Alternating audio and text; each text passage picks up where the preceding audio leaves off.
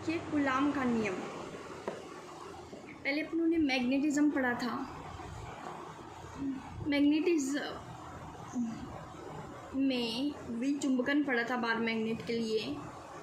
विचुंबकन, जब चुंबक का चुंबकीय गुण पूर्णतः नष्ट हो जाए तो विचुंबकित हो चुका है, और विचुंबकन जब चुंबक का चुंबकीय गुण नष्ट करते हैं तो विचुंबकन पूरा हो चुका है। कूलाम का नियम। कूलाम का नियम ये कहता है कि अगर एक मैग्नेट है, दो मैग्नेट लेते हैं इसमें, क्योंकि एक मैग्नेट में तो दोनों पोल एक दूसरे को अट्रैक्ट नहीं करेंगे, दो मैग्नेट लेंगे तभी तो एक दूसरे के पोल एक दूसरे को अट्रैक्ट करेंगे। तो दो मैग्नेट लेने पड़ेंगे।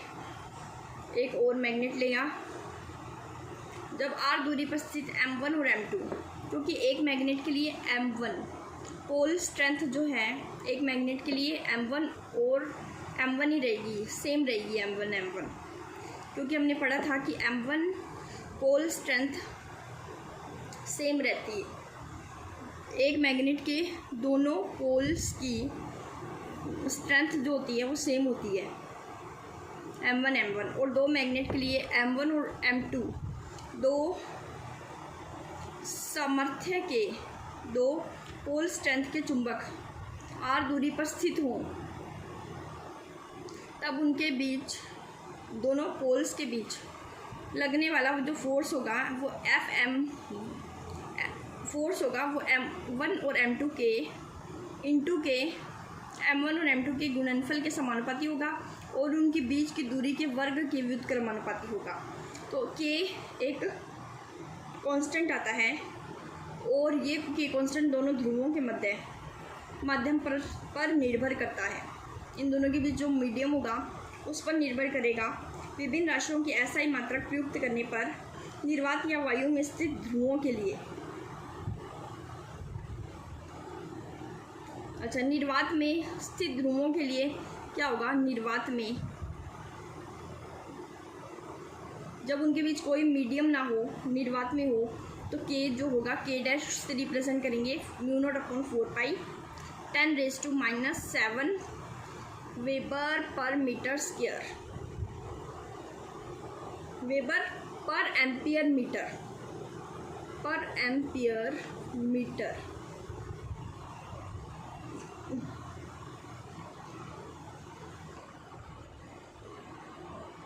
म्यू नॉट जो है वो निर्वात की म्यू नॉट क्या कहलाएगा, जो चुंबकीय पारगम्यता, निर्वात की चुंबकीय पारगम्यता कहलाएगा। निर्वात की चुंबकीय पारगम्यता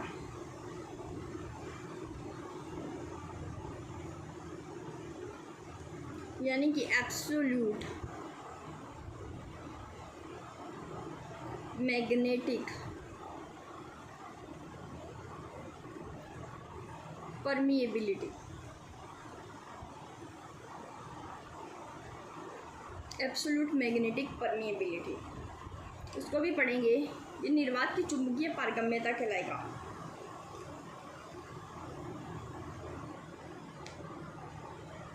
इसे म्यू नॉट को अगर फाइंड करना चाहें तो 4π × 10⁻⁷ हेनरी पर मीटर आता है। अगर यहाँ से म्यू नॉट फाइंड करें तो 10⁻⁷ × 4π आ जाएगा। इसको कहेंगे हेनरी पर मीटर।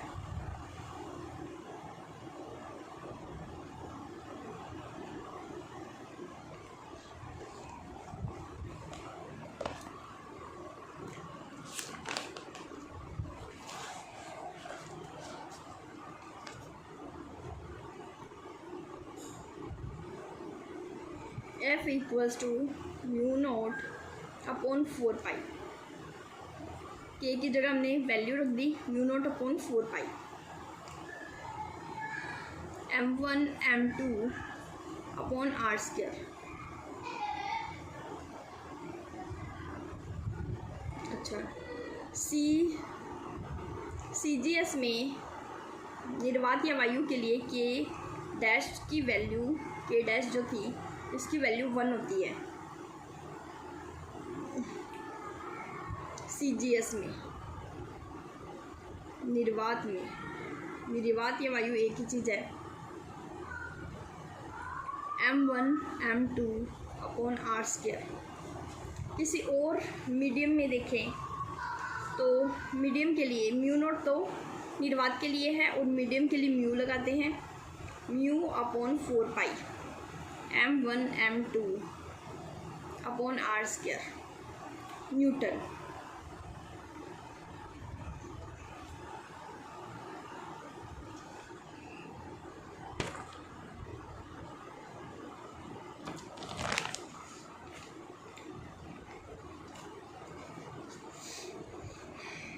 के F equals to mu upon 4 pi M1 M2 upon R square Newton.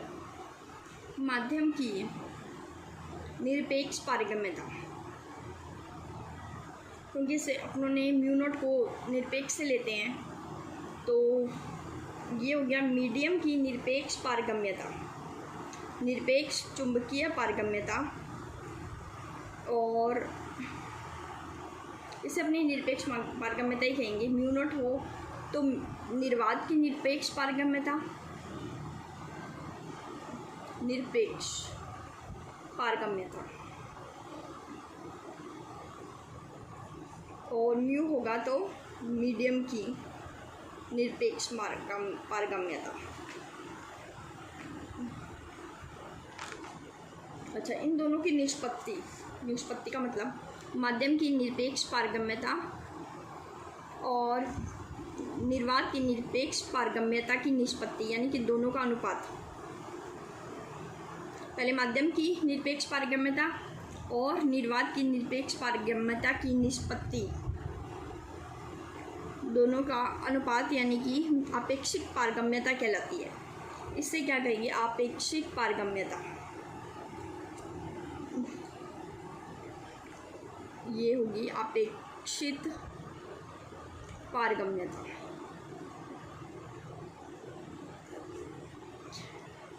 यानी कि mu equals to mu naught mu R, इसका ये फाइंड होता है, इसको याद रखिए। M1 के कारण M2 पर फोर्स, मतलब जो ज़्यादा, जिसकी पोल स्ट्रेंथ ज़्यादा होगी वो ही उस पर फोर्स लगाएगा। जैसे M1 M2 पर लगाए या M2, देखेंगे कि कौन सा बड़ा चुंबक है, ठीक है, जिसकी ये पोल स्ट्रेंथ ज़्यादा होगी वो ही एक उस पर फोर्स लगाएगा दूसरे पर। तो ये फोर्स कितना होता है हमें देख लिया, mu upon 4 pi M1 M2 upon R square. R cap direction के लिए आर कैप लगा रहे हैं। अच्छा, यूनिट पोल, एक होता है यूनिट पोल में इकाई ध्रुव,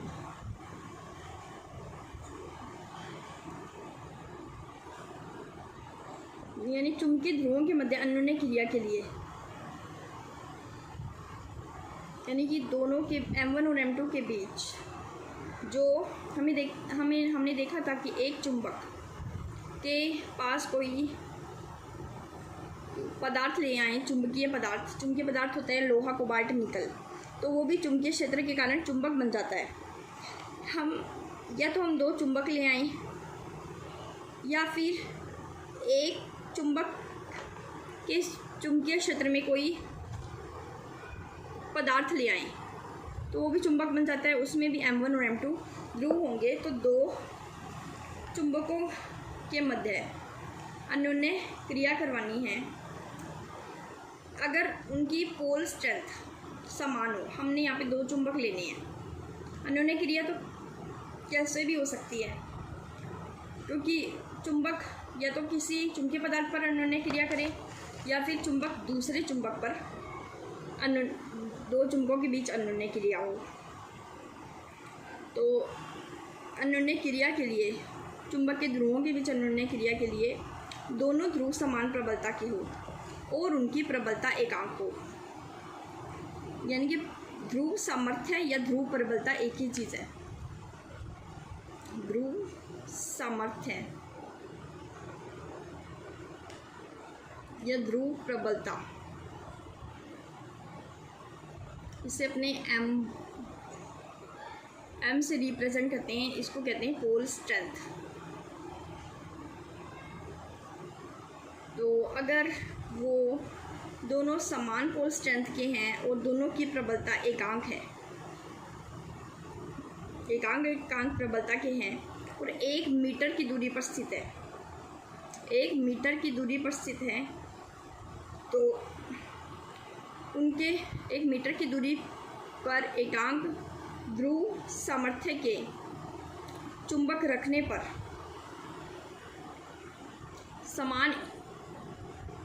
समान सामर्थ्य के इकाई ध्रुव r दूरी पर रखने पर उनके बीच जो बल होगा वो अपने देखेंगे कि m1 m2 की वैल्यू तो 1 हो जाएगी, उनकी भी 1 हो जाएगी, तो μ0/4 पाई होगा और μ0/4 पाई की वैल्यू होती है 10⁻⁻7। अभी अपनों ने देखी ये 10⁻⁻7, तो इसको लगा देते हैं 10⁻⁻7 न्यूटन, क्योंकि फोर्स जो है वो न्यूटन में होता है।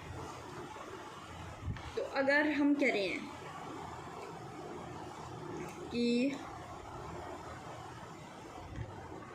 इकाई ध्रुव की डेफिनेशन देनी हो कि अगर समान प्रबलता के ध्रुवों को 1 मीटर की दूरी पर रखें और वो 10⁻⁻7 न्यूटन का बल अनुभव करें, तो दोनों ध्रुवों की जो प्रबलता होगी वो एकांक होगी, यानी कि प्रत्येक ध्रुव इकाई ध्रुव होगा।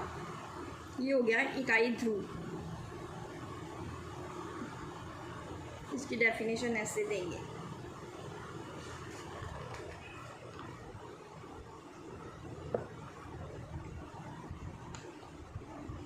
कैसे देंगे फिर से देख लेते हैं कि अगर दो समान प्रबलता के ध्रुवों को 1 मीटर की दूरी पर रखें और वो 10⁻⁻7 न्यूटन का बल अनुभव करें तो दोनों ध्रुव की प्रबलता एकांक होगी और प्रत्येक ध्रुव इकाई ध्रुव होगा। तो ये इसकी डेफिनेशन होगी इकाई ध्रुव की। अब नया टॉपिक, मैग्नेटिक मूवमेंट।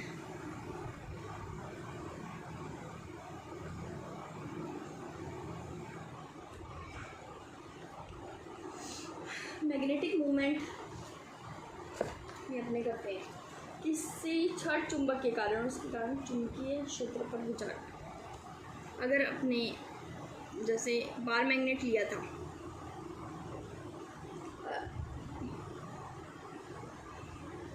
तो अगर छड़ चुंबक के कारण एक चुंबकीय क्षेत्र होगा, हमें पता है कोई भी चुंबक अपने चारों ओर चुंबकीय क्षेत्र उत्पन्न करता है, तो वो द्विध्रुव के क्षेत्र के जो चुंबकीय क्षेत्र होता है वो द्विध्रुव के क्षेत्र के समान होता है, क्योंकि हमने कहा था कि चुंबक एक द्विध्रुव के समान है क्योंकि इसमें 2 ध्रुव होते हैं। फिर वो द्विध्रुव के क्षेत्र के समान होता है। उत्तरी और दक्षिणी ध्रुव सिरों के ये जो ध्रुव होते हैं, क्योंकि हमने ये ध्रुव ही कह रहे हैं, एक तो N ध्रुव होता है, एक S ध्रुव होता है, और दोनों एक चुंबक के दोनों ध्रुवों की प्रबलता होती है वो समान होती है। M1 है तो दूसरे की M1 होगी, लेकिन उनकी जो विपरीत प्रकृति के होते हैं, प्रकृति विपरीत होगी, प्लस एक माइनस होगी तो एक प्लस होगी, या एक प्लस होगी तो एक माइनस होगी। और वो जो ध्रुव होते हैं वो सिरों से कुछ अंदर की तरफ स्थित होते हैं, ये तो हमने पहले भी पढ़ा था। इन ध्रुवों के मध्य की जो दूरी होती है वो प्रभावी लंबाई कहलाती है। इसे अपनों ने कैपिटल L से रिप्रेजेंट की थी। इसे अपने या तो 2l भी कह सकते हैं, 2l नहीं मान लेते हैं 2 स्मॉल l। तो अपने मान लो पोल स्ट्रेंथ m1 m1 है दोनों की, एक की तो प्लस m1, n वाले की प्लस m1 और s वाले की माइनस m1 होती है। प्रकृति विपरीत होती है। अच्छा, जो n की होती है जैसे देख लिया, वो तो प्लस m होती है और s की माइनस m होती है। और अगर m1 और उसकी जो प्रभावी लंबाई दोनों का गुणनफल, चुंबक की ध्रुव प्राबल्य और प्रभावी लंबाई का गुणनफल क्या कहलाता है?